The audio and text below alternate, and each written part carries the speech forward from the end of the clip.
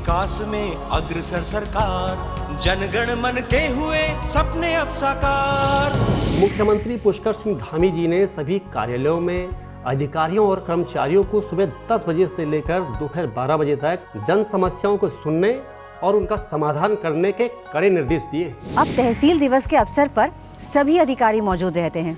अब जनता को बेहद आसानी हो रही है। उत्तराखंड में एक नया जोश आया है। जैसे उत्तराखंड को मुख्यमंत्री की तलाश थी, उस तरह से वो काम कर रहे हैं। वर्तमान में मुख्यमंत्री जी द्वारा कार्यालयों का औचक निरीक्षण किया जा रहा है, जिससे सभी अधिकारी और कर्मचारी अनुशासित होकर कार्य कर रहे हैं। यही नहीं, यदि आप किसी कार्यालय में नहीं जाना चाहते तो आप घर बैठे ही मुख्यमंत्री हेल्पलाइन 1905 पर अपनी समस्या दर्ज करा सकते हैं। सुशासन के संग हैं हम, उत्तराखंड है हम। उत्तराखंड में सुशासन की पहचान बन चुकी हेल्पलाइन सेवाएं आज उत्तराखंड के कोने कोने तक पहुंचकर सरकार और जनता के बीच की दूरियों को खत्म कर रही हैं। स्वास्थ्य, शिक्षा, ऊर्जा, महिला सुरक्षा और आपदा प्रबंधन सहित सभी हेल्पलाइन सेवाओं के जरिए न सिर्फ लोगों की शिकायतें सीधे सरकार तक पहुंच रही हैं, बल्कि उन पर तेजी से कार्रवाई करते हुए शिकायतकर्ताओं को संतुष्ट भी किया जा रहा है। Uttarakhand state disaster management authority 1077, district emergency operation centre 1070, Ayushman state health authority 155368, medical and disaster assistance 108, Uttarakhand CM helpline 1905, electricity related issues 1912, national health mission 104, assistance to children 1098। अब नागरिकों को अपनी समस्याओं के निस्तारण के लिए जिला मुख्यालयों के चक्कर नहीं काटने पड़ते हैं, क्योंकि उनके पास है हेल्पलाइन की सुविधा। आज घर बैठे सिर्फ एक फोन कॉल पर दर्ज जन शिकायतों का तय समय में निपटारा हो रहा है। उत्तराखंड सरकार का उद्देश्य है सेवा शक्ति और क्षमता का विस्तार करते हुए आम आदमी से जुड़े विभागों द्वारा उच्च स्तर की पारदर्शी सेवाएं आम नागरिकों तक आसानी से पहुँचे। इसी मकसद को पूरा कर रही है हेल्पलाइन, जो आज बन चुकी है प्रदेश की लाइफलाइन। हेल्पलाइन का नंबर घुमाओ, हर समस्या का समाधान पाओ।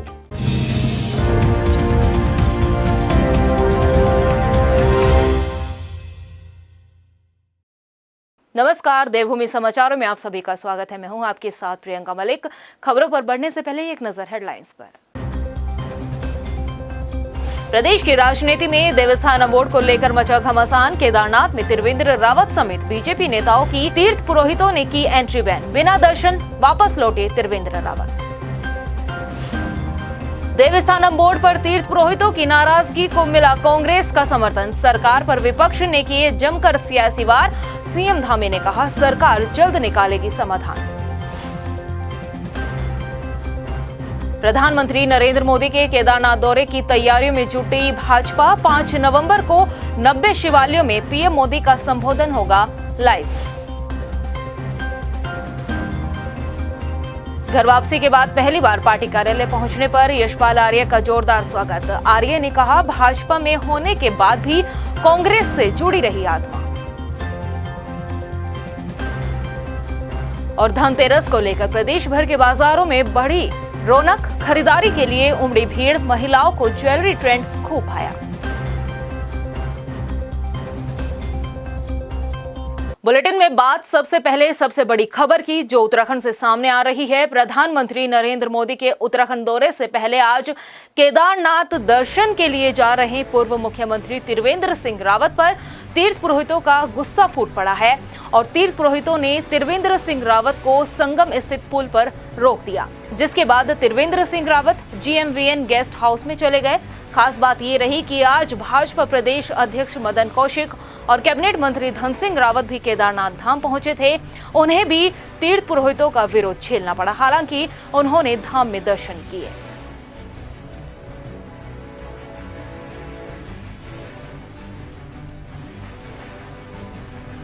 प्रधानमंत्री नरेंद्र मोदी के उत्तराखंड दौरे से पहले केदारनाथ में दर्शन के लिए जा रहे पूर्व मुख्यमंत्री त्रिवेंद्र सिंह रावत समेत बीजेपी नेताओं का तीर्थ पुरोहितों ने जमकर विरोध किया है और उन्हें संगम पुल पर आगे जाने से रोक दिया गया।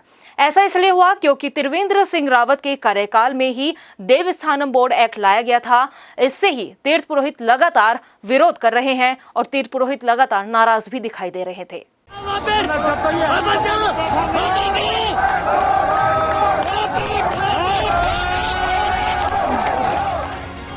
प्रधानमंत्री नरेंद्र मोदी के केदारनाथ दौरे से पहले ही दर्शनों के लिए जा रहे पूर्व मुख्यमंत्री त्रिवेंद्र सिंह रावत समेत बीजेपी नेताओं का तीर्थ पुरोहितों ने जमकर विरोध किया।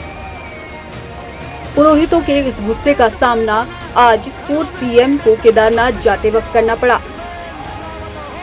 देवस्थानम बोर्ड भंग नहीं होने से केदारनाथ, बद्रीनाथ, गंगोत्री और यमुनोत्री धाम के तीर्थ पुरोहितों में आक्रोश है।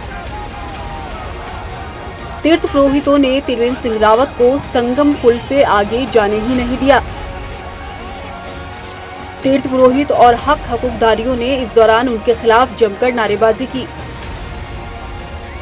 सरकार के आश्वासन के बाद भी देवस्थानम बोर्ड और एक्ट वापस नहीं होने पर तीर्थ पुरोहितों ने सोमवार को गंगोत्री बंद रखने का फैसला लिया है।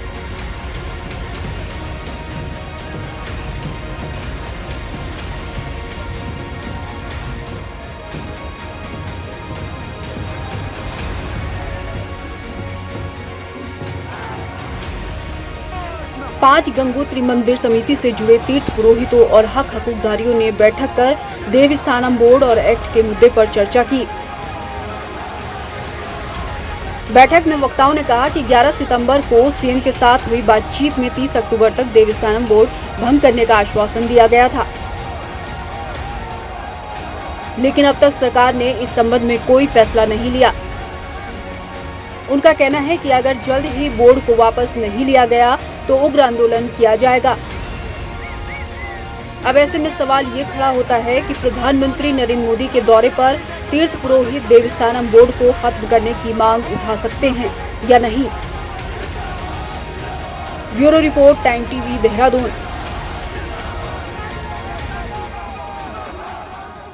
केदारनाथ में देवस्थानम बोर्ड के तीर्थ पुरोहितों के मसले पर मुख्यमंत्री ने कहा कि बोर्ड को लेकर गठित समिति की रिपोर्ट मिल चुकी है और अंतिम रिपोर्ट आना बाकी है। उन्होंने कहा कि जल्द ही इस मामले का हल निकाल लिया जाएगा। हमने देवस्थानम बोर्ड के लिए उसका समाधान करने के लिए, उसका रास्ता निकालने के लिए हमने कमेटी बनाई है। कमेटी की एक रिपोर्ट आ गई है और अब अंतिम रिपोर्ट आनी बाकी है। हम उसका समाधान केदारनाथ धाम में तीर्थ पुरोहित द्वारा पूर्व मुख्यमंत्री त्रिवेंद्र सिंह रावत को दर्शन करने से रोके जाने पर बीजेपी ने इस पर नाराजगी जाहिर की है। भाजपा प्रवक्ता विनोद सोयाल ने कहा कि राज्य के मुख्यमंत्री धामी ने देवस्थानम बोर्ड के मसले पर कमेटी बनाई है जो अपना काम कर रही है। हमारे प्रदेश के मुख्यमंत्री जी द्वारा बहुत स्पष्ट रूप से इस संबंध में कहा गया है कि किसी के भी हकूकों पर किसी भी तरह का कुठाराघात नहीं किया जाएगा, किसी भी तरह की किसी को परेशानी नहीं आएगी, चाहे पंडा समाज हो, उसके अन्य हकूकदारी हो, और उन सब की समस्याओं का समाधान किया जाएगा। उसके लिए मुख्यमंत्री जी ने आश्वासन भी दिया है। लेकिन मुझे लगता है कि इस तरह से भगवान जी के दर्शन न करने देना ये मुझे लगता है कि अच्छा नहीं है और इस तरह का आचरण नहीं होना चाहिए, क्योंकि जो भी विषय था वो माननीय मुख्यमंत्री जी द्वारा पहले ही कहा जा चुका है और जो विरोध के और भी तरीके हो सकते हैं, लेकिन भगवान जी के दर्शन के लिए मुझे लगता है कि किसी को रोका नहीं जाना चाहिए। केदारनाथ में पूर्व मुख्यमंत्री त्रिवेंद्र सिंह रावत के हुए विरोध के मसले पर विपक्ष अब बीजेपी पर हमलावर हो गई है। कांग्रेस प्रवक्ता और कुमाऊं के मीडिया प्रभारी दीपक बलूटिया ने कहा कि 5 सालों में भाजपा सरकार ने जनता को छलने का काम किया है और अब तीर्थ पुरोहितों का भी अपमान किया है। उन्होंने कहा कि जिस तरीके से उत्तराखंड सरकार ने तीर्थ पुरोहितों के साथ छल किया, ऐसे ही बाबा केदारनाथ इस छलावे का बदला बीजेपी से लेंगे। देखिए, भाजपा सरकार ने हमारे पुरोहितों का, पुजारियों का और तीर्थ पुरोहित जो होते हैं उनका हमेशा अपमान किया है। जो एक हमारी पौराणिक और पुरानी व्यवस्था थी कि हम मंदिरों में जाते थे और पुजारी हमारी पूजा करा के, और सारी व्यवस्था थी एक, जो इन्होंने जो देवस्थानम बोर्ड लाके उनका अपमान करने का काम किया है, उनका जो अधिकार था उसको छीनने का काम किया है। और अब बात करेंगे प्रधानमंत्री के उत्तराखंड दौरे की। 5 नवंबर को केदारनाथ धाम में प्रधानमंत्री नरेंद्र मोदी अपने दौरे पर आ रहे हैं, जिसे लेकर शासन प्रशासन तैयारी में जुटा हुआ है। पीएम मोदी के कार्यक्रम को लेकर बीजेपी तैयारियों को अमली जामा पहनाने का काम कर रही है।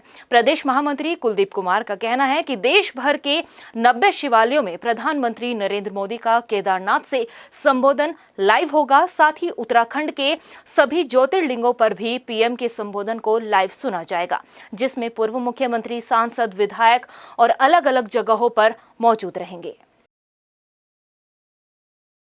यशस्वी प्रधानमंत्री 5 तारीख को केदारनाथ आएंगे और लगभग पूरे देश के अंदर 90 शिवालयों पर उनका एक कार्यक्रम सीधा लाइव होगा और उन सभी स्थानों पर हजारों की संख्या में लोग एकत्र होंगे और केदारनाथ से जो उनका संबोधन होगा वो इन सब शिवालयों पर सीधा सीधा उसको लाइव किया जाएगा।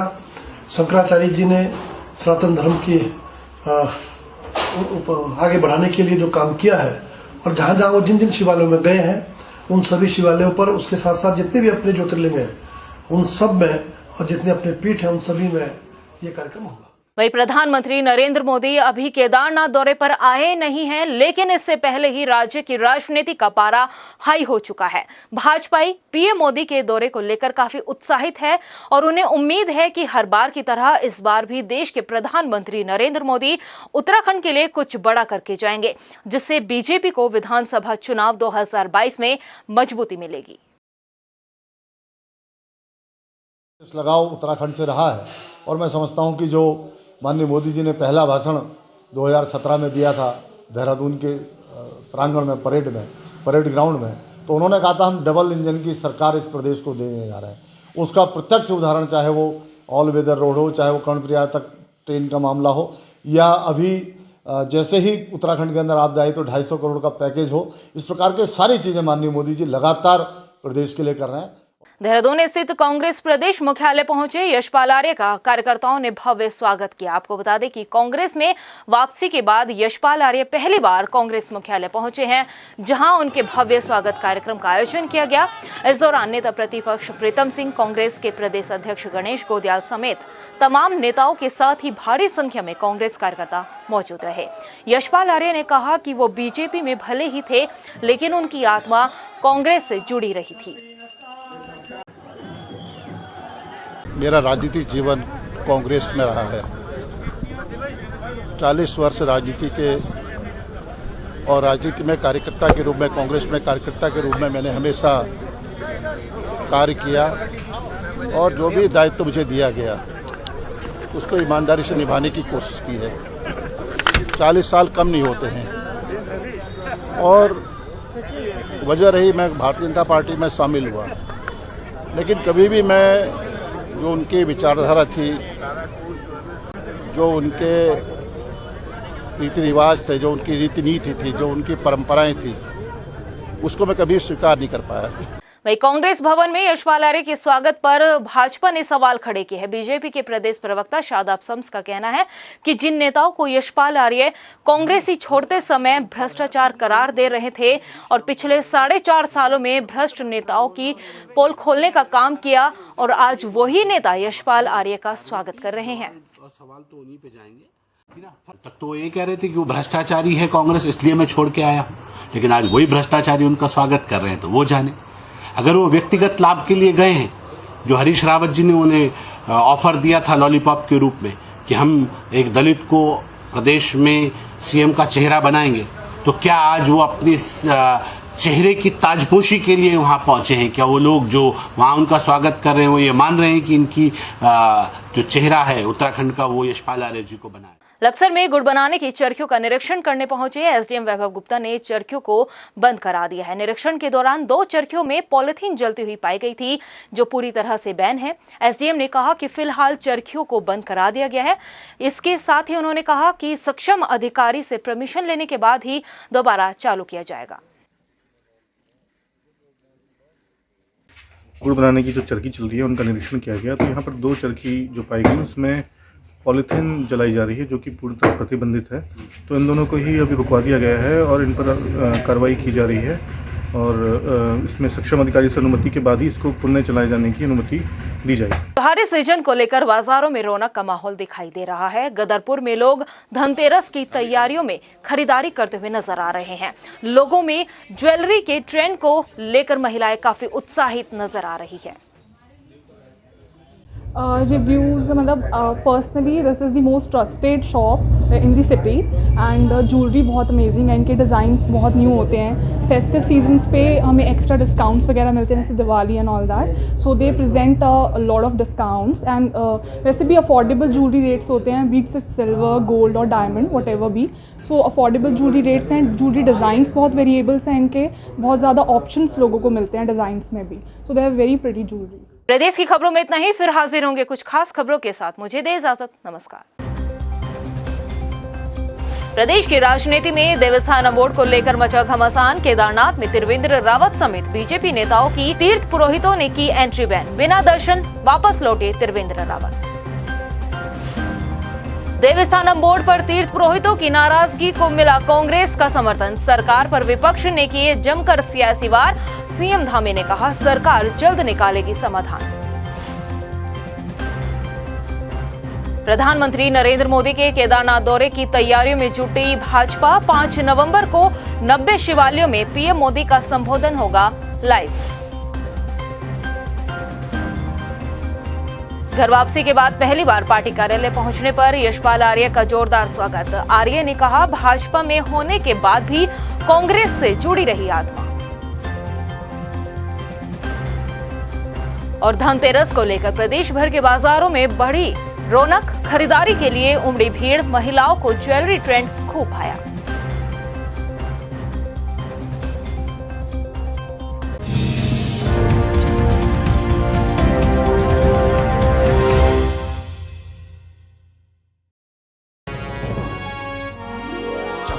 विकास में अग्रसर सरकार, जनगण मन के हुए सपने अब साकार। अब हम जैसे युवाओं को टेंशन लेने की कोई जरूरत नहीं है, क्योंकि उत्तराखंड सरकार के मुख्यमंत्री स्वरोजगार योजना के जरिए हम युवाओं को रोजगार से जोड़ा जा रहा है। अलग अलग विभागों में चलाई जा रही अन्य रोजगार योजनाओं का लाभ देने के लिए अब एक ही जगह पर कैंप लगाकर सारी औपचारिकताएं पूरी की जा रही है। इसके साथ ही नैनो उद्यम जैसे सिलाई, बुनाई, फल सब्जी विक्रेता, ऐसे लोगों को भी सरकार वित्तीय अनुदान दे रही है। धामी जी की सरकार ने कोरोना काल में प्रभावित हुई भर्ती प्रक्रियाओं में युवकों को बड़ी राहत देते हुए समूह ग और ख के पदों पर आयु सीमा में 1 वर्ष की छूट दी है।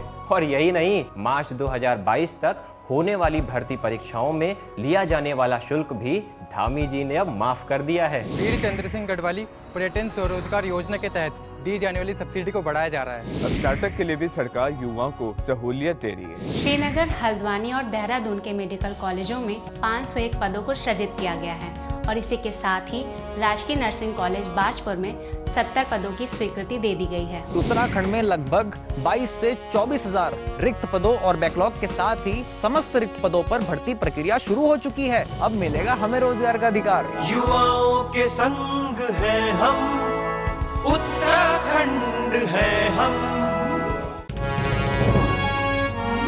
चहुमुखी विकास में अग्रसर सरकार, जनगण मन के हुए सपने अब साकार। मुख्यमंत्री पुष्कर सिंह धामी जी ने सभी कार्यालयों में अधिकारियों और कर्मचारियों को सुबह 10 बजे से लेकर दोपहर 12 बजे तक जन समस्याओं को सुनने और उनका समाधान करने के कड़े निर्देश दिए। अब तहसील दिवस के अवसर पर सभी अधिकारी मौजूद रहते हैं। अब जनता को बेहद आसानी हो रही है। उत्तराखंड में एक नया जोश आया है। जैसे उत्तराखंड को मुख्यमंत्री की तलाश थी, उस तरह से वो काम कर रहे हैं। वर्तमान में मुख्यमंत्री जी द्वारा कार्यालयों का औचक निरीक्षण किया जा रहा है, जिससे सभी अधिकारी और कर्मचारी अनुशासित होकर कार्य कर रहे हैं। यही नहीं, यदि आप किसी कार्यालय में नहीं जाना चाहते तो आप घर बैठे ही मुख्यमंत्री हेल्पलाइन 1905 पर अपनी समस्या दर्ज करा सकते हैं। सुशासन के संग है हम, उत्तराखंड है हम।